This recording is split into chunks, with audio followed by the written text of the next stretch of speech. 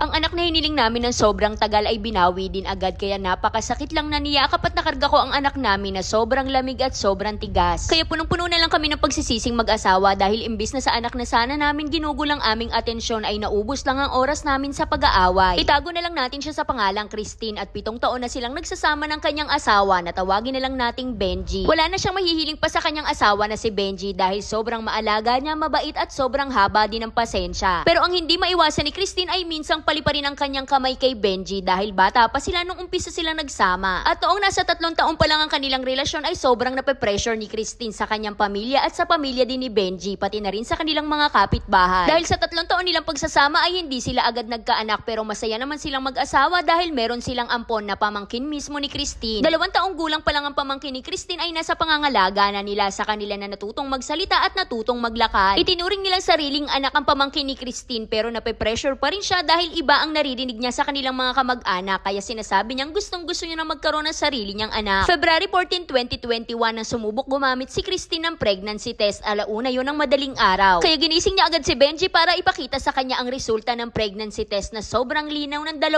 linya. Pero noong malapit na manganak si Christine ay tinapat na sila ng doktor na maaaring mawala silang 2 o pwedeng isa lang ang mabuhay sa kanila. Dahil naging abnormal ang BP ni Christine na umaabot ng 200/100 kaya nagtataka sila bakit pinilit pa rin siyang manganak ng normal. Kahit ang kasama nila na nurse ay nagtataka kung bakit hindi pa siya ipa-emergency CS pero sa awa naman ng Panginoon ay nakapanganak siya ng maayos hanggang sa makauwi na sila ng bahay. Wala namang masabi si Christine sa ginawang pag-aalaga sa kanila ni Benji dahil hanggang sa umabot ng 4 na buwan ng anak nila ay si Benji ang nag-aalaga, nagpupuyat, naglalaba at nagpapaligo. Kaya wala nang ibang mahihiling pa si Christine dahil nagkaroon na siya ng isang anak na makakasama niya habang buhay na nagbibigay sa kanya ng liwanag at kasiyahan. Kaya ang naranasan noon ni Christine na hindi kumpleto ang kanyang mga magulang ay hindi niya ipaparanas sa kanyang anak. December 24, 2022, nagkaroon sila ng samaan ng loob mag-asawa. Huling araw na sana ng pasok ng trabaho ni Benji noon pero hindi siya nakauwi agad at dumating siya sa bahay nila ng alas 5 na ng umaga pero alas 12 lang ang uwian nila. Pero nakita lang ni Christine ang mga picture ni Benji kasama ang mga katrabaho niya na nag-iinuman sila hanggang mag-umaga kaya sobrang dinamdam yun ni Christine. Kaya dumaan ang araw ng Pasko at ng bagong taon nang wala man lang silang picture bilang pamilya. January 20, 2023 nang magsimulang maramdaman ni Christine na parang meron nang nag-iiba sa kanilang dalawang mag-asawa dahil palagi na lang late umuwi si Benji. Habang si Christine naman ay araw-araw lang na nasa bahay nila at nag-aalaga sa anak nilang dalawa. February 6, 2023 nang bigla na lang sinabi sa kanya ni Benji na hindi na siya mahal at gusto niya nang makipaghiwalay. Pero ang tanging nagawa lang ni Christine ay ang magmakaawa kay Benji at makiusap na wag siyang iiwanan. At ang pinakamasakit pa ay ang sinabi sa kanya ni Benji na okay lang daw maging kabayaran ng kanyang pakikipaghiwalay ang hindi niya na makita ng panghabang buhay ang kanyang anak. Naglumuhod na lang si Christine sa kanyang harapan para lang makiusap na wag sila sanang iwanan. Halos gabi-gabi na lang umiiyak si Christine at dumarating pa siya sa punto na hinihintay niya sa paglabas ng trabaho si Benji at nagtatago silang dalawang mag-ina para walang makakita sa kanilang iba. At sa loob ng 1 linggo ay ginawa lahat ni Christine ang paraan para magkaayos sana silang dalawang mag-asawa. February 13 to 14 halos masira na ang ulo ni Christine dahil bigla na lang inatake ng sakit ang anak nila dahil meron po siyang hika. Pero hindi niya malaman ang gagawin dahil hindi niya alam kung nasa ang lupalop ba si Benji. February 18 hindi na napigilan ni Christine ang sobrang galit dahil may nakita na naman siyang isang picture na kasama ni Benji ang mga katrabaho niyang babae at siya lang ang nag-iisang lalaki. Aminado naman si Christine na una siyang nakapagmura at nakapagsalita din siya sa isang babae na pinagseselosan niya pero binlock lang siya. Dumating sa bahay nila si Benji at nag-usap sila sa labas ng bahay na parang wala lang nangyari. Pero hindi napigilan ni Christine ang kanyang paghagulgol at sinabi niya kay Benji na hindi lang ikaw ang pagod. Pagod na pagod din ako simula paggising ko hanggang sa bago ako matulog. Lagi nilang pagod ang nararamdaman ko lalo na sa paglalaba at sa pag-aalaga ng anak mo. Pagod na ako pero palaging pagod mo na lang ang iniintindi mo. Hindi ako habang buhay malakas at hindi ko kakayanin ang lahat. At bigla na lang siyang niyakap ni Benji at humingi ng tawad sa kanya habang siya ay umiiyak. Hindi maintindihan ni Christine ang yakap na naramdaman niya kay Benji dahil yun daw ang yakap kung paano sila nagkakilala at kung paano nila minahal ang isa't isa. Nangako sa kanya si Benji na iiwas na siya kung sino yung pinagseselosa ni Christine na babae at bumalik naman ang kanyang asawa sa dati. Buwan ng March ay sobrang saya na ni Christine dahil palagi na silang nagbabanding at palagi na silang nag-uusap ng normal at walang paglagyan ng kanyang kaligayahan. Buwan naman ng April ay hindi akalain ni Christine na kung gaano sila kasaya nung nakaraang buwan ay ganun din kasakit ang kanilang mararanasan. Bigla na lang silang napuno ng pagsisisi dahil ang anak nila na sobrang tagal nilang hiniling na mag-asawa ay binawi rin sa kanila agad. Habang nire-revive ang kanilang anak ay magkayakap silang mag-asawa at parehas na lang silang umiiyak. Napakasakit lang po talaga na yakapin at kargahin mo ang anak mo nang wala na siyang buhay at sobrang lamig niya na at sobrang tigas. Hindi nila lubos maisip na pwede palang mangyari yon sa kanilang mag-asawa at habang tinitignan niya ang kanilang kwarto ay parang naririnig niya ang tawa ng kanyang anak na punong-puno sila ng kasiyahan. Kaya napuno na lang din sila ng pagsisising mag-asawa dahil habang buhay na nilang dadali ng pag-aaway nila na imbis na sana sa anak nila ibinigay ang atensyon ay naubos lang sa pag-aaway. Halos araw-araw pa rin siyang niyayakap ni Benji at humihingi ng kapatawaran sa kanya pero hindi maiwasan na masumbatan siya ni Christine. Dahil noong mga panahon na may sakit ang kanilang anak ay wala si Benji sa tabi nilang dalawang mag-ina. Hindi naman nagtagal ay nagbuntis ulit si Christine pero tinapat na siya ng doktor na maaaring mawala ulit ang bata kung patuloy pa rin siya sa pag-iyak. Nagluluksa pa rin si Christine noong mga panahon na yon pero pinilit niya maging masaya dahil kahit papano ay nagkaroon sila ng pag-asang mag-asawa. Mas naging doble din ang pag-aalagang ginawa sa kanila ni Benji at araw-araw niyang sinasabi na hindi ko na ulit pipiliin ang sarili kong kaligayahan. Dahil natatakot ako na baka ang anak na naman natin ang gawing kabayaran sa lahat ng mga pagkakamali ko sa buhay. Sa ngayon po ay magtatatlong buwan na ang anak namin at sobrang healthy niya. Ang hiling ko lang po sana ay bantayan kami ng anghel ko sa buhay at nagpapasalamat din ako dahil marami akong natutunan sa kanya. Marunong na po akong kumalma ngayon at nagkakaunawaan na kaming mag-asawa sa tuwing may problema at napag-uusapan po namin yun ng mahinahon. Kaya hanggang dito na lang po, Nagmamahal 2017.